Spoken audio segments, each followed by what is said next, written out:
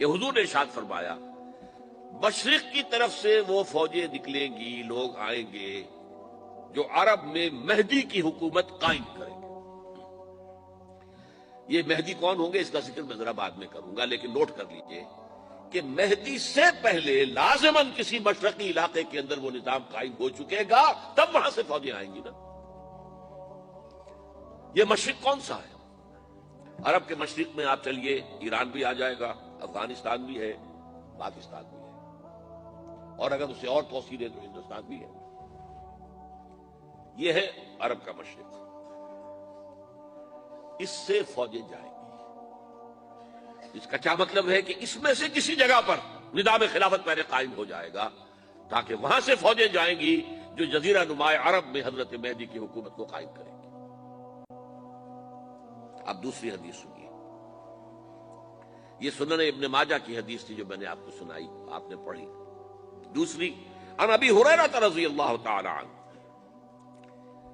یہ ترمذی شریف کی روایت ہے، قال قال رسول اللہ صلی اللہ علیہ وسلم یخرج من خراسان رایات سود لا يردها شیء حتی تنصب بایلیا۔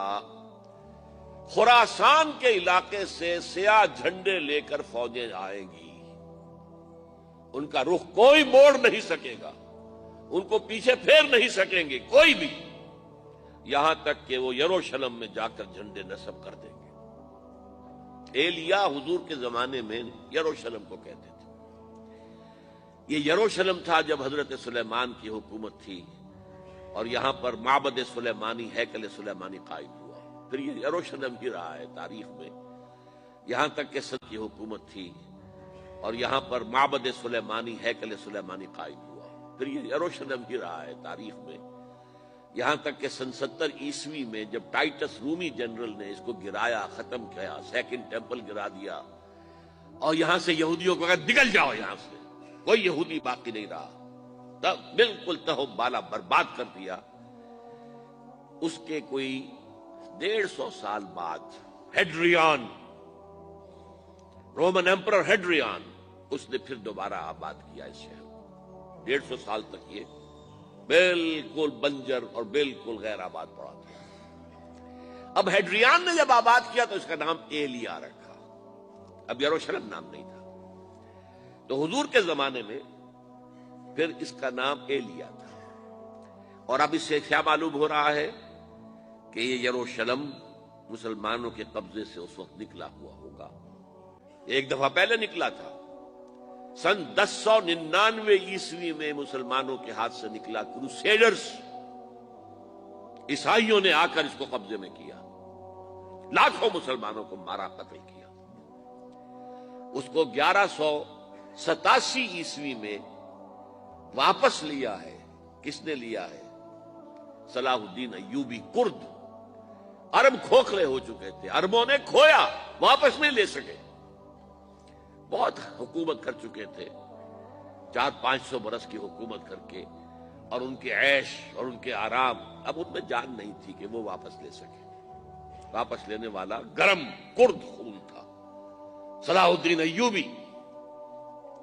تو گویا کہ اب آپ سمجھئے کہ 88 برس تک عیسائیوں کا قبضہ رہا یروشلم پر۔ اب 1967 میں یہودیوں نے قبضہ کیا ہے، اور اب 38 برس تو ہو گئے، 88 نہیں تو 38 برس تو ہو گئے، لیکن وہ دور آئے گا کہ اب پھر لیں گے، لینے والے عرب بھی نہیں ہوں گے، خراسان کے علاقے سے فوجیں آئیں گی۔ یہ خراسان کیا تھا؟ ایلیا تو میں نے آپ کو بتا دیا، یروشلم کا نام ہے۔ خراسان اس زمانے میں ایک بہت بڑے ملک کو کہتے تھے، کچھ حصہ پاکستان کا بھی اس میں شامل ہے، کچھ حصہ ایران کا بھی ہے، ایران کے اس حصے کو اب بھی خراسان کہتے ہیں، وہ ایک صوبہ ہے، خراسان ایک صوبہ ہے ایران کا چھوٹا سا۔ پاکستان میں خاص طور پر یہ جو علاقہ مالاکنڈ ایجنسی کہلاتی ہے، اس سے اوپر جتنا علاقہ ہے، اور یہ جو واخان کی ایک پٹی آتی ہے اوپر، واخان افغانستان کی ایک پٹی سی دم سی چلی آتی ہے جو جا کر چائنا کی سرحد سے مل جاتی ہے، یہاں سے لے کے یہاں تک یہ جو مالاکنڈ کا وہ درہ ہے اور پہاڑ ہے، یہ بھی خراسان کا حصہ ہے۔ باقی تقریباً 2/3 آف افغانستان ساؤدرن حصہ نہیں ہے خراسان کا حصہ، یہ سیستان کہلاتا تھا، یہ خراسان نہیں ہے۔ لیکن یہ کہ اوپر کا 2/3 آف افغانستان اور اس کے ساتھ یہ جو عرب، جو اب یہ ترک ممالک آزاد ہوئے ہیں سوویت یونین کے ڈسولوشن کے ساتھ، یہ سارا علاقہ کہلاتا ہے خراسان بزرگ، دی گریٹ خراسان۔